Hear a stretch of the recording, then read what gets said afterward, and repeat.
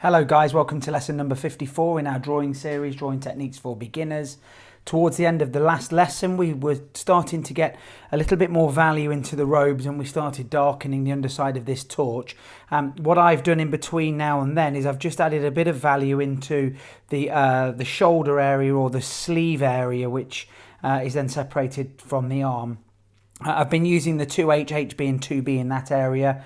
I've also been using the kneaded eraser and I've just been brushing in some of the value into some of the highlighted areas so that that's not quite as stark, because they're not the lightest areas on our drawing. So just going through that process. What I think we're going to go for today is we're just going to start adding some of the darker values now into the flame area, and then what I want to do is just start adding some value to our background. So without further ado, I'll crack on with that. I'm going to start with my HB pencil actually. I've sharpened these up as normal. I think we've already got quite a bit of value in these areas, so I just wanted to just start bringing out some of the value with the HB straight away in some of these darker areas. I think we did just place a little bit of the value with the 2H in there earlier on in one of the earlier lessons, but we're just generally getting a feel for the major shadows in this torch area. It's quite a dark, contrasty part of the drawing, so we've got to make sure that we do get enough value in there so that it does balance the drawing out in terms of where some of the darkest areas and the highlights are. And then I think we're sort of getting very much towards the end of this. I think once I've started showing you how we're going to add the background in, it will just then be a case of balancing values. Let me position this slightly different. Let me come slightly more in frame. And it's always important that we do change the orientation of our paper when we're drawing, and also the reference image as well, because it's very easy for our brain to switch off and stop picking out certain things. It's almost like we saturate our brain with the image and it no longer sees things for what they really are. So just by turning your page every now and then just gives your eyes almost a new look. It's very similar in a sense to when we're eating things. If we eat the same thing for too long, we can start to get bored of that and start to feel quite full. By changing what we're eating, so maybe adding a sauce or something to what we're eating, it can sort of rejuvenate and reinvigorate almost our hunger. You see that quite a lot if you ever watch any of the programs where they're doing these crazy eating competitions and things like that. You do see an awful lot of that they try not to just eat the same thing over and over again. And it's the same with this. If we're constantly looking at the same thing for a large period of time in the same orientation, our brain almost switches off. I guess they call it whiteout, don't they? When you're caught in a snowy scene, when everything's just the same bland, white sort of landscape, then starts to become very difficult for us to differentiate certain things, and I think that's what they call it. But it's the same way. Our brains are very, very easy to switch off and stop working when we're just supplying it with the same image or the same direction. So sometimes I'm changing to a 2H now. I'm just going to bring a little bit of value into some of the areas that aren't quite as dark. But yeah, just changing your position of your drawing really helps sometimes. One other thing, when you're bogged down and you're struggling to see where things might need adjustment, or you've made a slight error in certain places, a really good tip that I've got is actually take a photograph of your work in progress and have a look at that. And if you do that on a regular basis, you then start to see things that you wouldn't have noticed. And I learnt that early on when I used to post pictures of my images over on Instagram and social media sharing sites and whatnot. and a drawing that I thought that I'd completed and I was really happy with. As soon as I posted the image online, I could see mistakes in value and contrast and proportions. So it's definitely something that I would recommend to do during the process of your drawing. So I'm using this tapered stroke. If you've not had a look at the Essential Pencil Skills playlist, that should be above any time now. Just click on that, and I think that's the first 6 lessons. And I think it's a really important place to start, because although it's very tempting to jump straight into working on some of these portraits and some of these technical pieces, it's important that you understand the key principles behind how we lay the graphite down, the reason that we use a tapered stroke, how we complete a tapered stroke, how we go through the pencils, why we layer in the order that we layer. That's all very, very important. And I learnt my lesson early on. When I was learning these types of techniques, I started to rush and jump ahead too far and found that I was making mistakes in terms of laying the graphite down. I was pushing on too hard. I wasn't going through the pencils in the correct order, and I was ruining a lot of my drawings. I was actually burnishing the paper, which means that I was flattening the tooth of the paper, and it meant that I was unable to add any more value to certain areas, which then meant that I couldn't adjust the contrast, and some of my drawings went through a stage where they looked very, very washed out. I tried changing paper, I tried buying new pencils, I tried resharpening pencils more often, and then I went back to the basics and sort of going right back to the first few sort of lessons and ideas that I had taken on board from various places, and realised that actually what I was doing was pressing on too hard, not using the tapered stroke, not building up the values gradually, and the combination of all of those tiny mistakes meant that I was compounding them all, and it was turning into a big mess towards the end of my drawing. So sometimes going back and having a look and revisiting some of the basics are really important for all of us. So lessons 1 to 6, I would suggest go and give them a go. Thank you so much for all of the support, guys. The channel's growing lovely. It's going really well. I'm getting some nice comments from people. It's fantastic seeing people from all over the planet joining in. You know, we've got people from Holland, and we've got Australians in the group, and a lot of Americans, people from the UK like myself as well. So it's been really good connecting with you and just having a look at some of your work and answering some of your questions. We've got people that are sending me some fantastic reference images, so they're definitely going to be some of the later projects that we're doing. I've been looking at a few firefighter images that one of the members of the group have been sending me. I think we've got a few photographers in the group, and it's lovely to get some fantastic reference images that are, you know, from you guys. It makes a big difference when, you know, we're working together as a bit of a team. So thank you so much for that. If you've not joined our group, go and check out the Facebook group called Tutorial Tuesdays Beginners to Pro. Just using my brush now just to get some of this value, and I don't mind it going into the background area now, because I am going to be adding some value into the background. It's called Tutorial Tuesdays Beginner to Pro.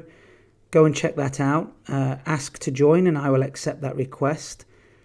We're quite a grown-up group. We're over 3,500 now, which is amazing. When I first started doing these initial lessons, I didn't think I'd be getting to lesson number 50. What are we on, 54? And B, I didn't realise that the group would have so many people in it. So it's been fantastic getting to know you all and reading some of the comments. I'm very happy to say that we don't have too many posts that I'm having to get rid of or message the commenter because they're spammy or whatever. We've not had any majorly political posts. We've not had any of these religious arguments that I'm seeing over on some of the other Facebook groups, particularly some of the art groups that I'm a member of. sporadically end in arguments and people falling out with one another and whatnot and whatever nonsense. But so I'm really happy to say that we are not anything like that at the minute, and we won't be, because I try and keep an eye on most of the posts and try and monitor them as best as I can, and some of you guys flag up the occasional silly post. There's been a few, but not too many. So yeah, it will be fantastic to see you over on the group. So I'm just really, let me move this over slightly now.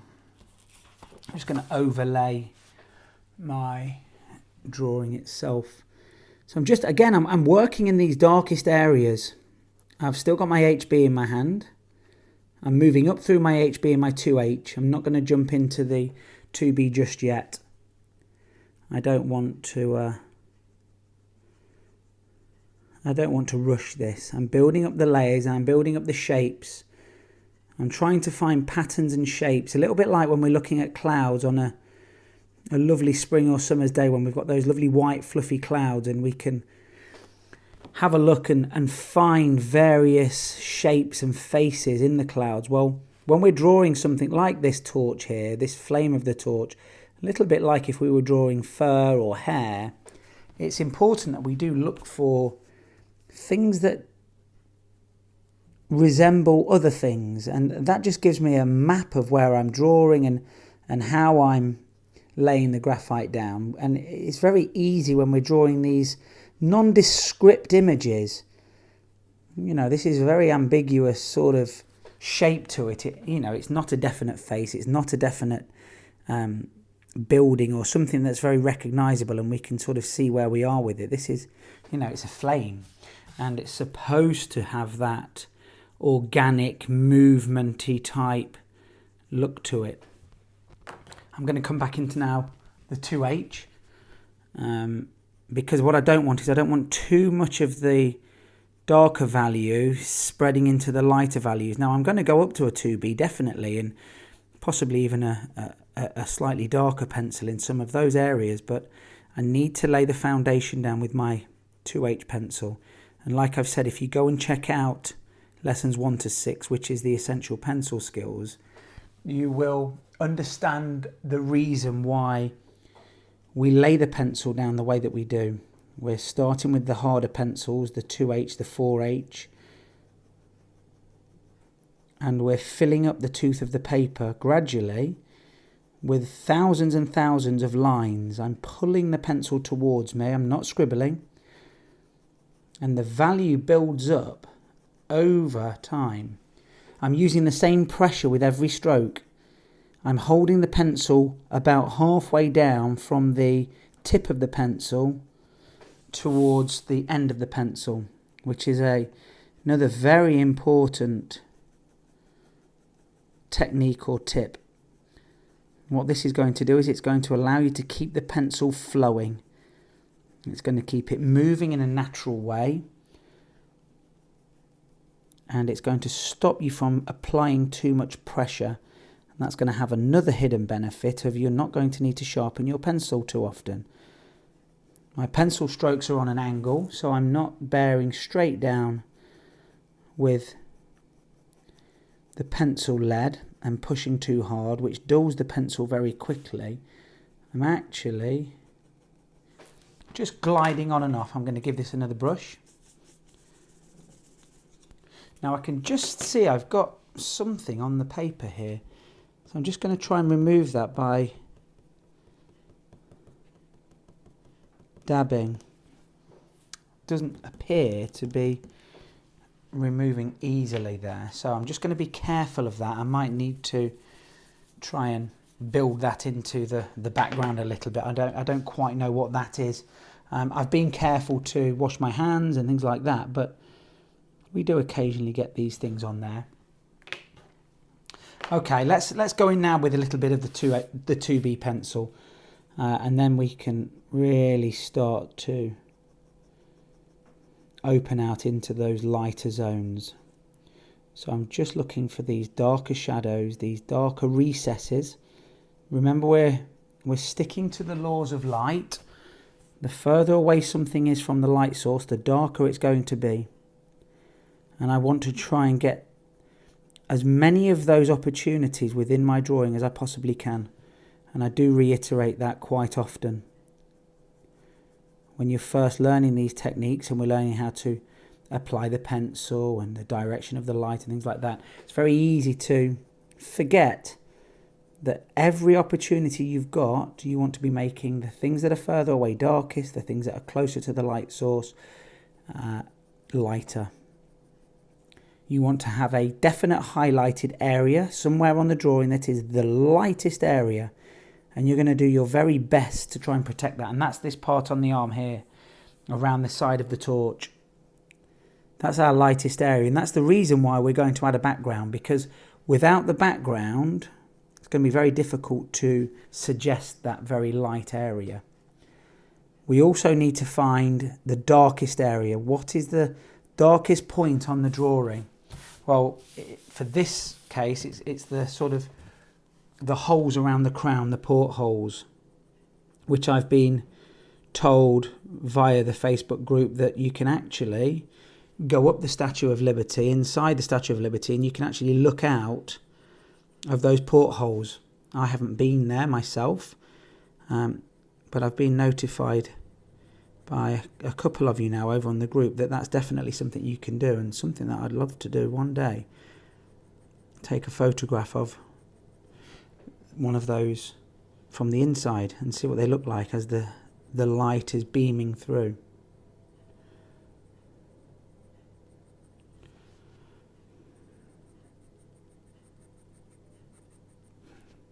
So even in the darkest areas, we're going to have a darkest point within that area.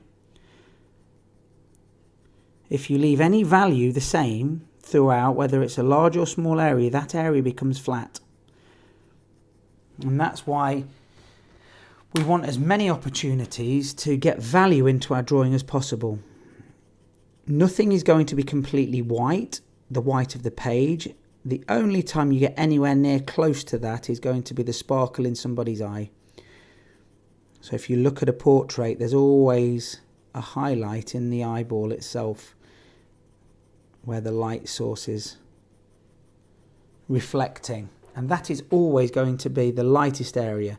Everything else is going to be slightly darker than that.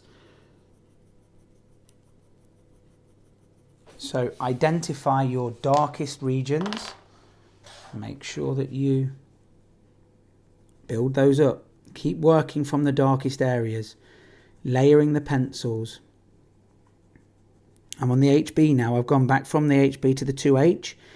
I'm now back onto the HB. I went then into the 2B. Now it would have been very easy for me to just start bearing down with a 2B pencil in the darkest areas, use a tortillon and blend that all in, and I would have been left with a very dark value, but I wouldn't have been able to remove any, and I would then find it difficult to apply any more value after that. We had somebody comment on the group the other day about how they get rid of graphite shine. You can't get rid of graphite shine. Graphite shine is it's something that's almost impossible to avoid. Even with the technique that I'm showing you, you are still going to get some graphite shine in your darkest areas, but we can limit how much of a graphite shine we do actually get in our drawings. And we can do that by building the graphite up gradually, using a very light touch, and never blending, never using a blending stump, never using our finger or anything like that to blend. Because what that does is it flattens the paper, it flattens the tooth of the paper. And we want to work with the tooth of the paper and the grain of the paper. It's going to give us added texture, it's going to give us value changes, but more importantly, it's going to allow us to take out some of the value so that we have these subtle changes, these subtle increases and decreases in value. And that is going to take our drawing to a level of realism that you probably haven't been able to achieve in the past.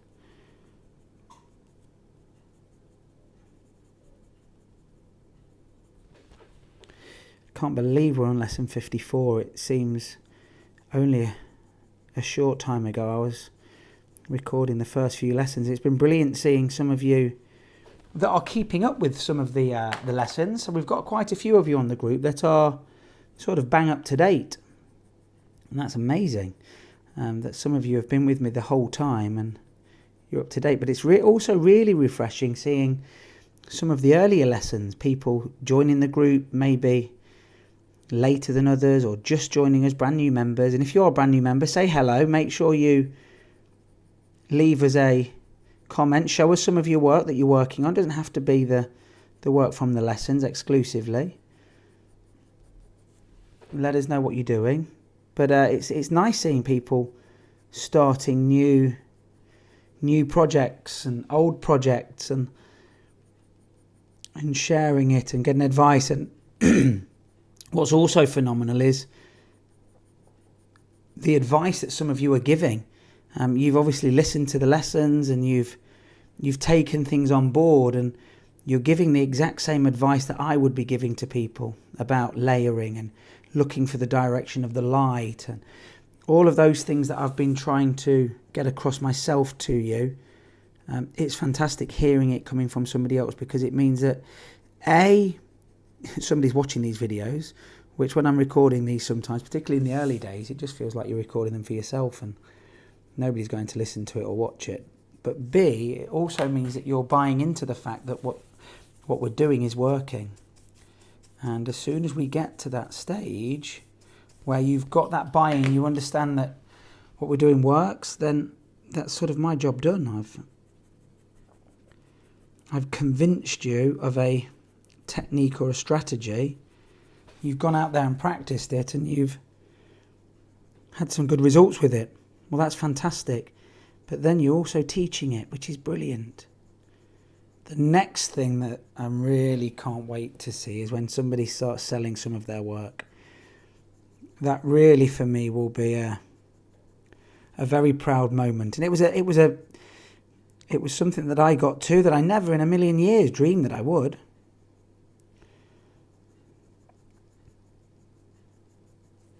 Can't remember the first commission that I had. It was something around Christmas time 3 or 4 years ago. But definitely something that was unbelievable to me, and I'm sure will be to you guys. But also for me, it'll be a very proud moment that some of you have gone from a beginner, having very little understanding, to being able to sell your work, which will be amazing.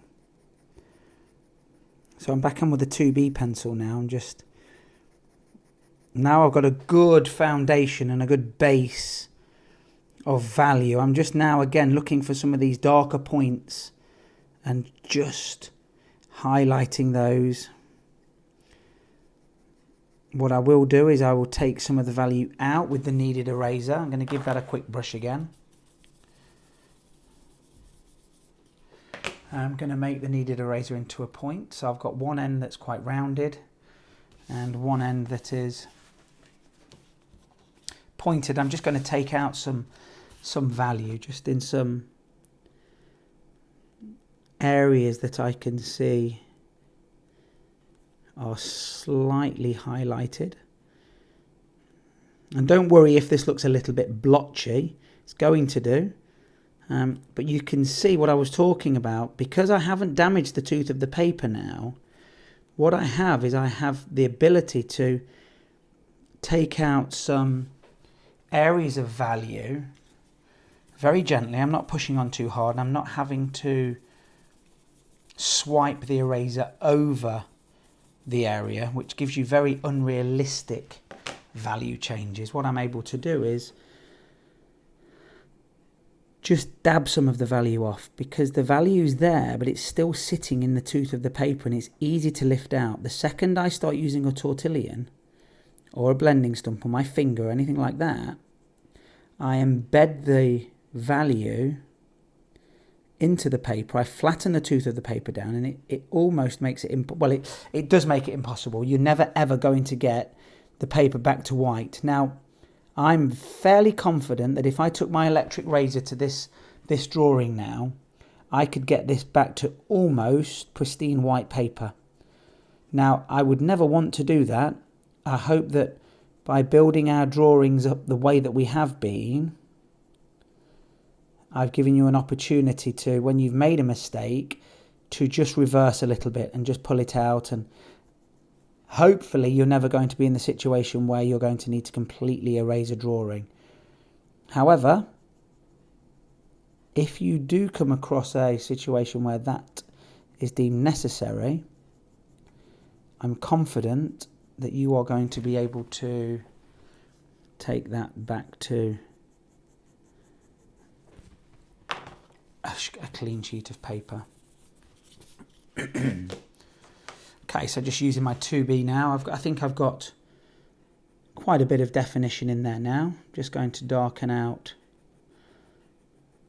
some of these strange looking patterns that are within, I guess, these flames, these representations of flames.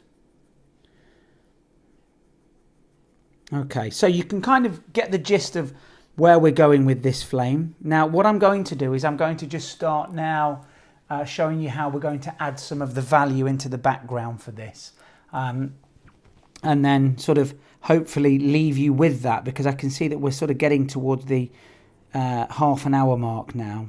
So I'm going to give you an idea of what we're going to do, how we're going to do it, and then hopefully at the start of next lesson we're going to have a lot more of the value in this flame. We're going to have background in there, and then the last lesson, I think, which will be the final lesson of this project, we'll be just balancing the values, adding some of the darker areas with our secret weapon, and just taking out some of the highlights. So to start adding some background value, what we're going to use is we're going to use our 2B pencil, and I'm actually going to use a tissue. Now, I know I've just spent the last 10 minutes banging on about not blending with anything, but when we're using backgrounds and clouds, they're the only time that I would use anything that you would resemble blending. So I'm going to use a very soft tissue paper, and I'll show you what we're going to do. Now, looking at this, I'm just going to start adding some of the 2B pencil into the background. Now, we don't want to go too dark with this. We just need enough value in certain areas so that AI can try and get that sunbeam that's coming down. I really like this beam of light that is sort of in the middle, but I need enough background to work from so that I can get some of the highlights, particularly on the left side of this forearm, into our drawing.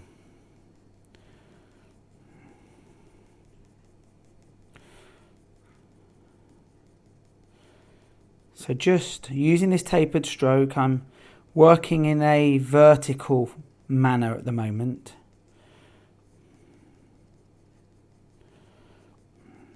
And I'm just going to get enough value in there so that when I do use the tissue to just lightly move it around a little bit, that I don't make it too streaky. So the important thing is let's get enough value in there to start with, but not too dark in any one area.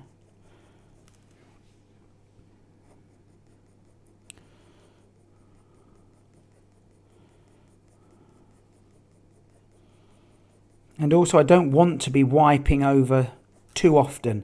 So if I only have a small amount of value down in the first place, and then I wipe, and then I put another small amount of value down, and then I wipe, and I go through that process, I'm going to start engraining the value into the tooth of the paper, which is then going to make it much more difficult for me to remove any of the value if I need to. But more importantly, it's going to make it a very sort of shiny and slick surface, and that's going to stop taking value.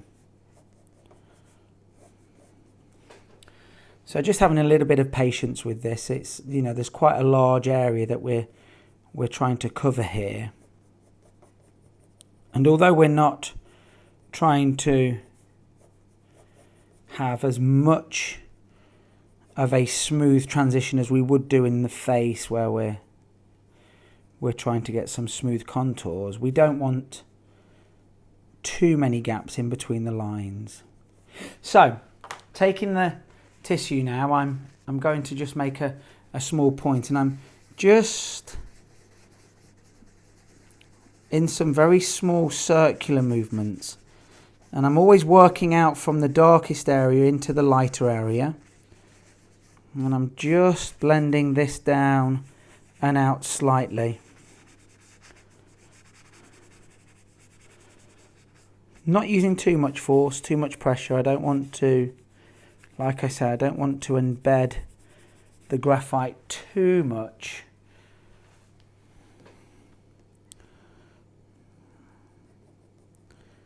And then just working again, just subtly from the patch. Now what I don't want is a big line. I don't want a sudden line. Although there is separation between the dark and the light beam that's coming down there, I don't want too harsh a line. Now I am going to be able to remove some of that with the kneaded eraser as well.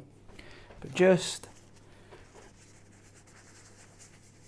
softening that edge out slightly with a little bit more value. And then you can add more value or take some value away. I'm looking now where the beam of light sort of ends on this side, and it's sort of halfway down into our flame there. I'm going to leave this area for now. I'll take some value out with the kneaded eraser and see, working from the background that we have, if I need any more value in any of these areas. And this is really the process that we're going to go through. So adding some value with my 2B. Again, I don't want to go too dark. I want to build the value up. I might end up going darker in the background here. But what I don't want to do is go so dark in the background that it then makes the rest of the drawing look washed out, and me then having to go back and spend another couple of hours building the values up again in some of these areas of our drawing itself, because we've worked so hard to get some of those wonderfully contoured areas and some of the very fine values, that it would be a real shame to ruin that by going too dark. Now we're not going to go too dark with a 2B pencil, of course we're not. We can tell that. We can rewind because we're not pressing on too hard and we're not blending too often with the tissue paper. But we have got the ability to take some of the graphite out. I'm going to get a little bit more graphite in here, then I'm going to blend it out with the tissue, or just move the graphite around a little bit with the tissue. And then I'm going to leave you to crack on with that. And I will spend another hour or so adding some more of the darker values into our torch, or the flames of the torch.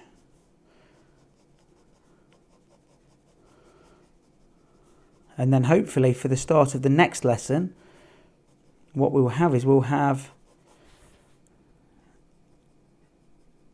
value everywhere, and we'll be able to then start, or finish really, just balancing the values, taking a little bit of value out here and there, making certain areas darker, any final details, and that should have just about see us finished. So again, I'm using these circular motions.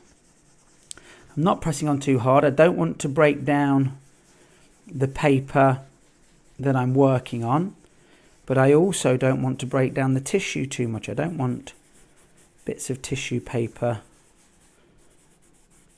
breaking down. And I'm being careful not to go over the flame and over too much of the work that I've done here. I'm just going to remove any of the value or the bits of paper. Now I can see I've got a slightly harsh line there. I don't love that. But let's see now what happens if I start to remove some of the value with my kneaded eraser. within that beam of light that's sort of coming down and striking certain areas. So I can definitely soften this edge there. I don't want that to be completely straight and manufactured looking.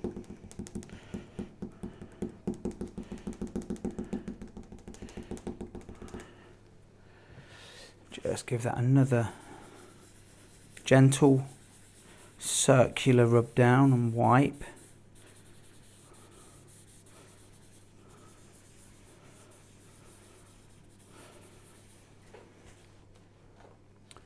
And I think you get the general idea of where we're going with it. So I'm going to thank you as always for sticking with this and trying some new things out and having a go at new techniques. Thank you for sharing your work. It's fascinating seeing what you're coming up with and sharing your input and giving some advice and making the group one to be proud of, but also fun to be in. And I'll see you guys in the next video. Thank you so much for watching. Don't forget to subscribe to the channel if you haven't already done so. Come and find our group, Tutorial Tuesdays Beginner to Pro, and I'll see you next time. Thanks for watching. Hit subscribe, smack the notifications button, follow me on Facebook, Instagram and Twitter.